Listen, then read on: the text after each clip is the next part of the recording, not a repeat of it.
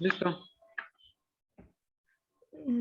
Buenas tardes, nosotros vamos a presentar lo que es el dimensionamiento de un sistema fotovoltaico en Veracruz, en Tarifadac. Mis compañeros, bueno, el equipo está conformado por Moisés Jacob Gloria Espinosa, su servidora Laura Isabel Mesa Linares y Brandon Josué Torres Madrid. Somos del grupo IR16 y vamos a presentar un caso en Tarifadac que está ubicado en Joloapa, el estado de Veracruz. Como pues sabemos de las energías renovables, la solar es en especial la más importante debido a su inagotable disponibilidad sobre la Tierra. Sabemos que México tiene una radiación perfecta para los sistemas fotovoltaicos y pues generaría muy buen ingreso energético, además de que tiene muy buena discografía para la distribución uniforme. Ahora sí, más abajo, porque acuérdense que debe durar poquito. Debe durar 8 minutos.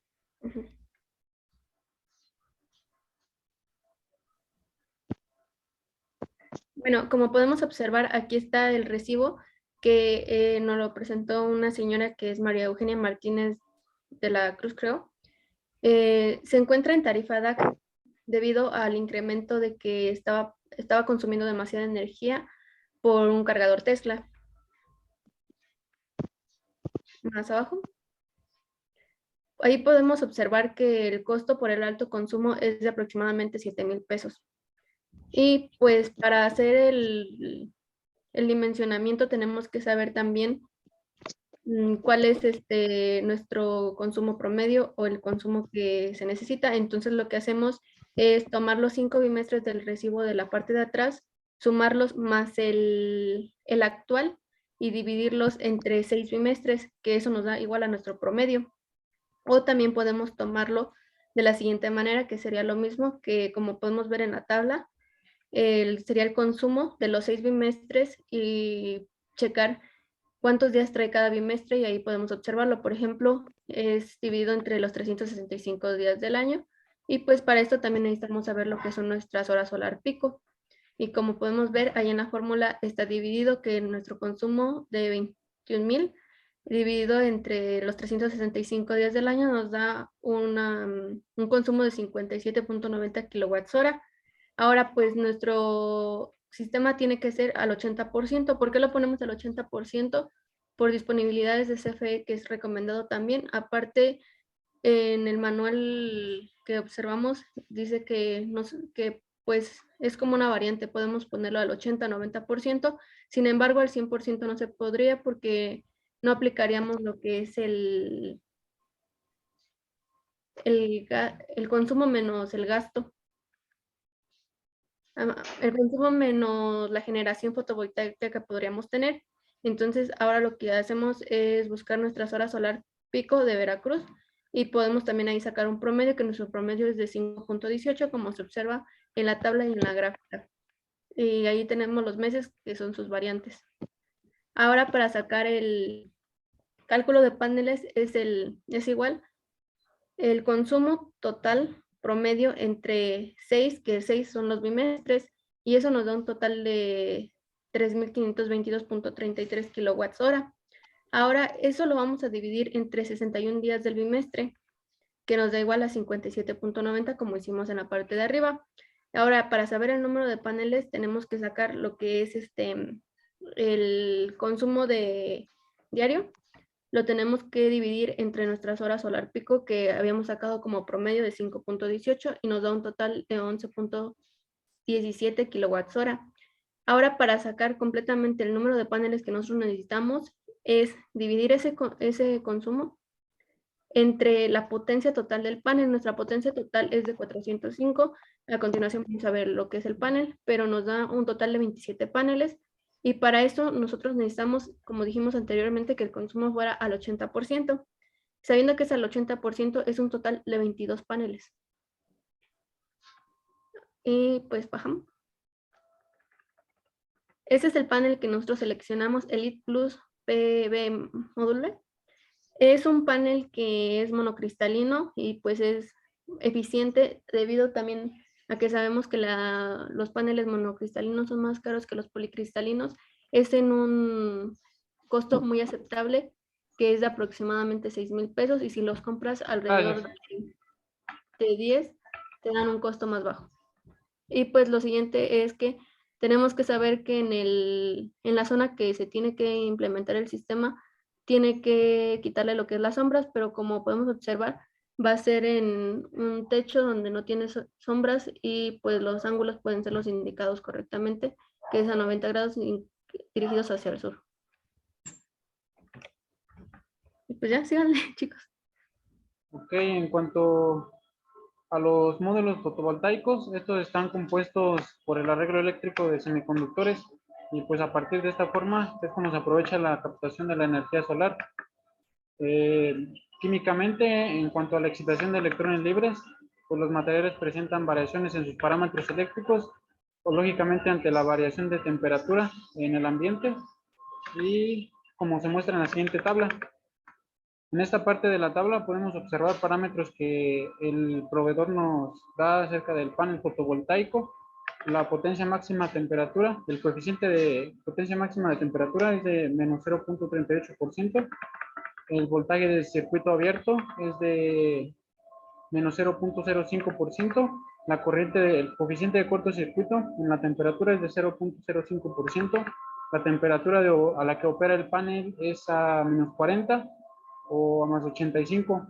La temperatura nominal de la celda es 45 grados más menos 2 grados centígrados, que serían 43 o 47 en todo caso. Otro parámetro importante para el cálculo del rendimiento del generador fotovoltaico, que es el panel, por cuestiones térmicas, pues es la temperatura de la célula en condiciones normales de operación. Esta se define como NOC. Este dato depende de cada fabricante de módulos y viene especificado en la ficha técnica.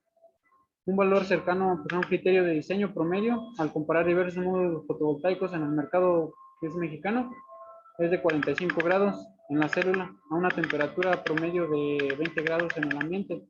Como podemos observar en la siguiente tabla, se observa la temperatura máxima y mínima promedio en Veracruz, que es donde se hizo el análisis para la instalación del módulo fotovoltaico, y obtenemos el promedio de grados centígrados de acuerdo a los meses del año, la temperatura máxima y mínima y promedio de las dos. Ahora, la temperatura de la célula en el sitio se determina mediante la temperatura ambiente, la temperatura NOC de la célula y la NOC del ambiente, la corriente de cortocircuito y corriente de temperatura NOC. Una temperatura en el sitio nos da de 56.35 grados centígrados. Ahora, para sacar la diferencia de temperatura, obtenemos los datos anteriores, que es temperatura de la célula en sitio y temperatura de célula en el CTC, que son 30 grados centígrados. Ahora se obtiene el rendimiento térmico con un valor obtenido de 88.6%.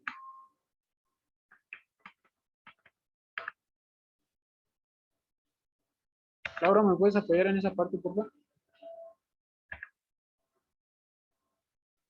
Sí, miren, en esa podemos observar lo que es las celdas fotovoltaicas.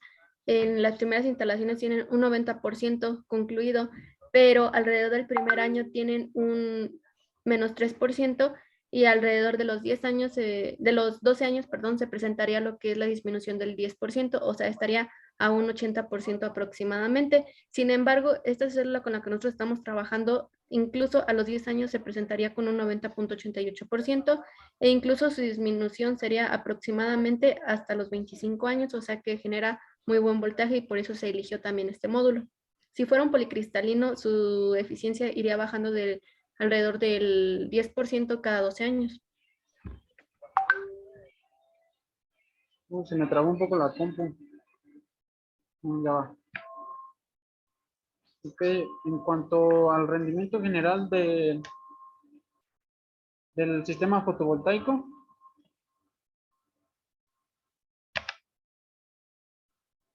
se determina mediante el rendimiento térmico y el rendimiento por degradación. El rendimiento por degradación es igual al 90%. y al hacer el debido cálculo nos da un rendimiento general de 79.74%.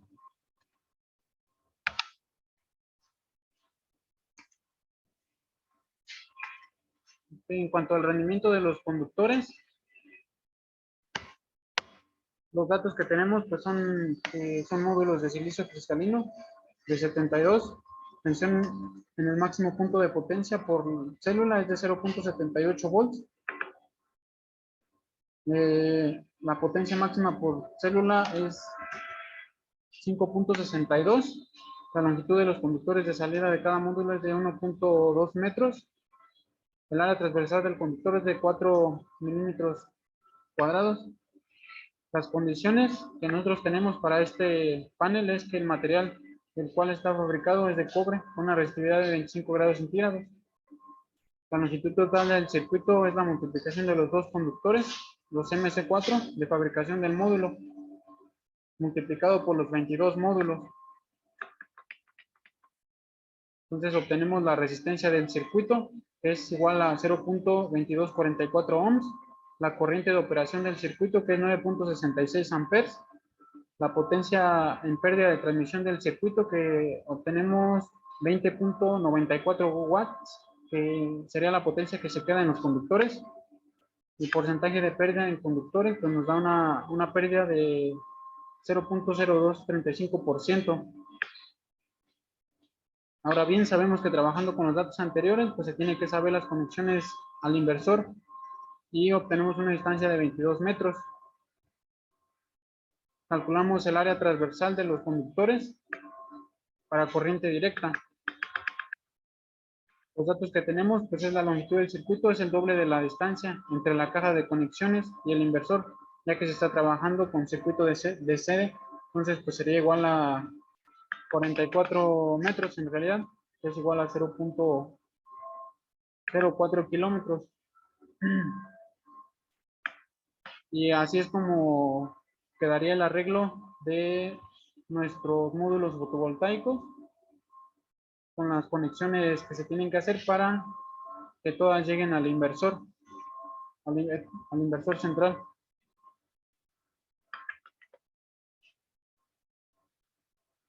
En cuanto al porcentaje de pérdida administrable, obtenemos un valor de 0.9765%. La potencia de pérdida administrable en el circuito es de 118.64 watts. La resistencia administrable del circuito es de 0.53 ohms. El área transversal del circuito nos da un igual a 1.40 milímetros cuadrados. La corriente capaz de transmitir el conductor es de 29.31 amperios. De acuerdo con los cálculos anteriores, pues se selecciona un calibre 10 de AWG como se muestra en la tabla siguiente. Esta tabla pertenece a la NOM 001C de 2018.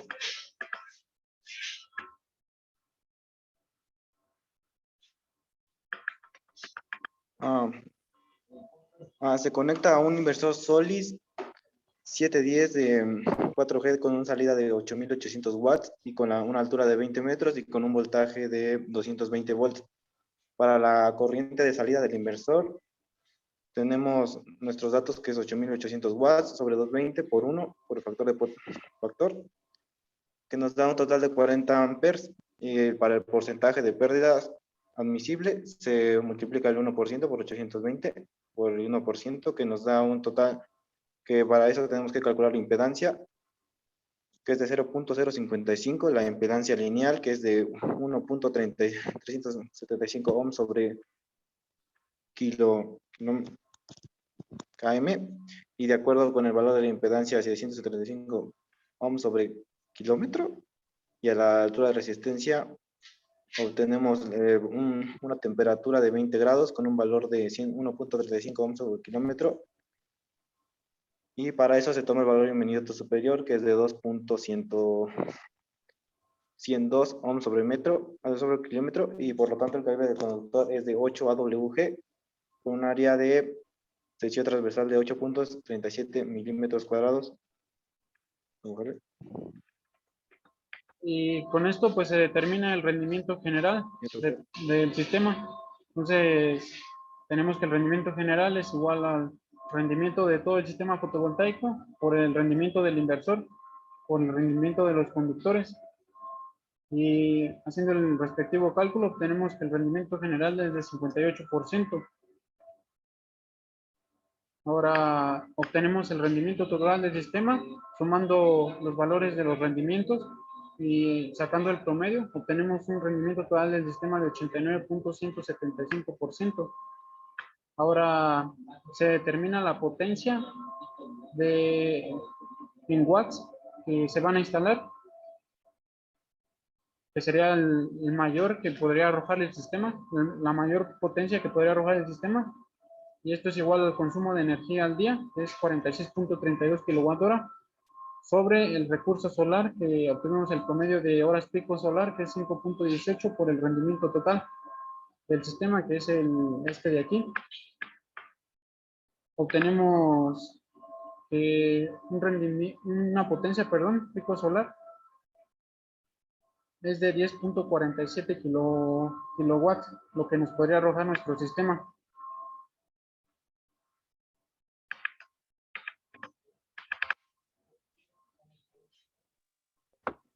El contrato a CFE BM interconectado es nuestras mediciones netas de la energía, la facturación neta, que eran los consumos que se habían visto anteriormente. Podemos ir bajando. La venta total de la energía, esto es a lo que me refiero cuando dijimos que necesitamos utilizar el concepto que es el consumo menos la generación fotovoltaica, porque en estas ocasiones nosotros podemos tener una como reserva en CFE de si llegamos a producir más energía del 80%, podemos tener un favorable. Eso quiere decir que podemos ir guardando energía. Podemos bajar, ¿no? Sí, voy. Me grabó un poquito. Sí. Para eso también necesitamos llenar lo que son el formulario. Tenemos que tener un croquis de la ubicación geográfica y un diagrama unifilar. Lo que es el llenado del formato y el diagrama unifilar y más las fichas técnicas las podemos ver a continuación. En el anexo se pondrá lo que es el formulario, que el formulario es formato de solicitud de interconexión a redes generales de distribución eléctricas. En este caso es la persona que lo está solicitando, las condiciones, o sea, que es el domicilio y dónde está ubicado. Podemos ir bajando. Y también necesitamos la persona, el gestor que va a hacer el trámite y los datos que nos van a ir mandando ellos. Podemos bajar completamente para ver el unifilar. Como dijimos, iban a hacer lo que son 22 paneles que van directamente a las protecciones de corriente directa, que son los fusibles de 20 amperes. Estos se utilizan dos para cuando haya sobretensiones y sobrevoltajes, no lleguen directamente a lo que es el inversor. Y después tenemos las protecciones AC, que es el interruptor magnético de 20 amperes. Es de 2 polos y es en un gabinete especializado para los de CFE. Y tenemos la interconexión del centro de carga de la red de casa y también el tiempo de factura y las puestas a tierra para que los paneles no tengan ningún problema. Y esto es lo documentación que se entrega ante CFE. Y por nuestra parte sería todo. Gracias.